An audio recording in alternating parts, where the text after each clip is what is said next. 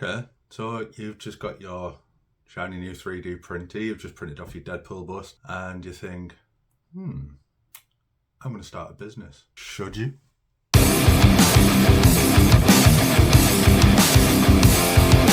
In this video, I'm going to cover some of the do's and don'ts for starting a 3D printing business online. Now I am based in the UK, so any information that I give may only be applicable to UK. I don't know the laws in Germany or Sweden or anything like that, but a lot of it is probably going to be worldwide. So just bear in mind that the information that I am giving you may not be relevant in your country. However, certain license types are, which I'll cover first of all. Okay, so you've just downloaded a file from Thingiverse, MakerWorld, Cult, Printverse, anywhere like that. Are you aware that those files are mostly for personal use only? It should have been stipulated at the point of downloading what type of license is included with the downloading of the file. Most of them are personal use, which means that you cannot sell that file.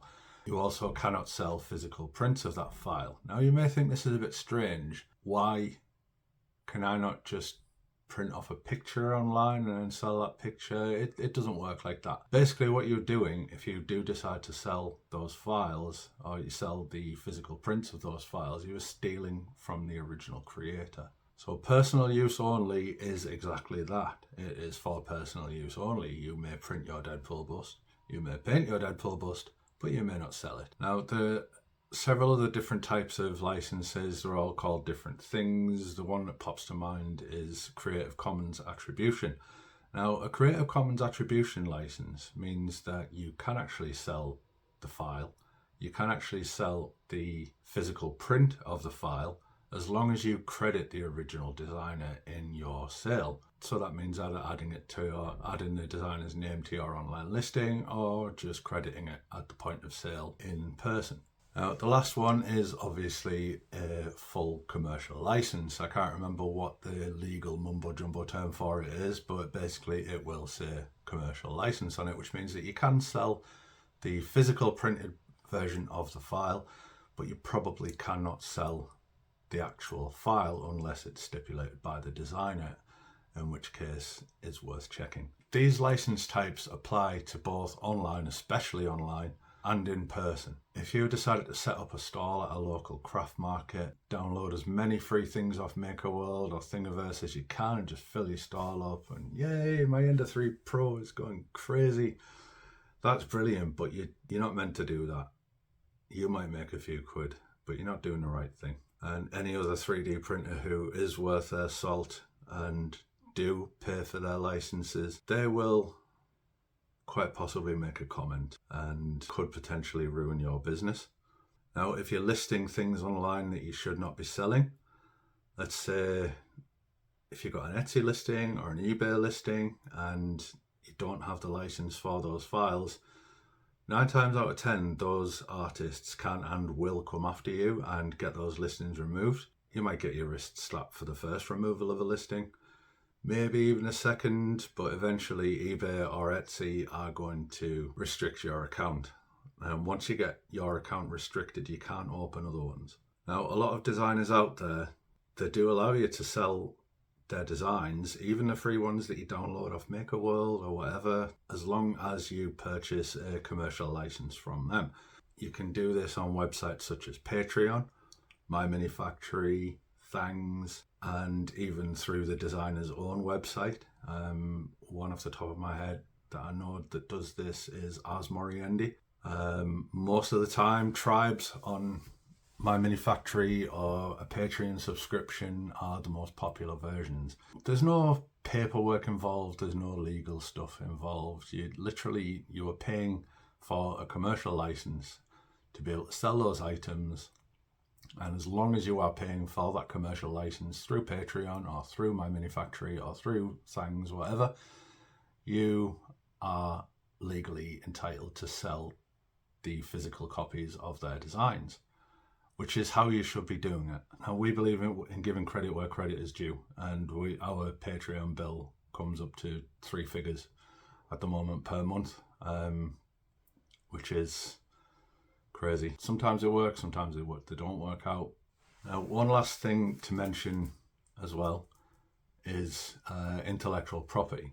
Now, intellectual property covers all of the different types of licenses. However, let's say you download Eastman's Deadpool bust, fantastic sculpture of a Deadpool bust. You print that off, you paint it, you sell it. Did you pay Marvel for those licenses? No, you did not. Did Eastman pay Marvel for those licenses? No, he did not. Eastman created the Deadpool bust as fan art. Now, you will notice massive differences in the shoulder pads, the armor, the face, whatever. It is different to Deadpool in the comics or Deadpool in the movies, whichever you're used to seeing, and that is his own work of art. However, he is not profiting off that. He has uploaded that file for free under a personal license, so you can enjoy printing it and you can enjoy painting it, and he is not profiting it. If he was making money from this file, then it would probably be a different thing altogether. I'm no legal expert, but if he was making money from it, Marvel could quite easily chase Eastman for the damages to their brand or to their Deadpool, blah, blah, blah. So anyway, that's what you need to think about as well. So let's say you have your commercial license for printing off Pikachu. You print off Pikachu.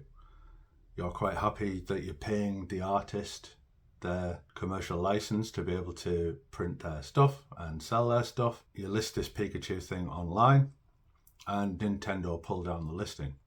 Why? Because you are making money off their intellectual property.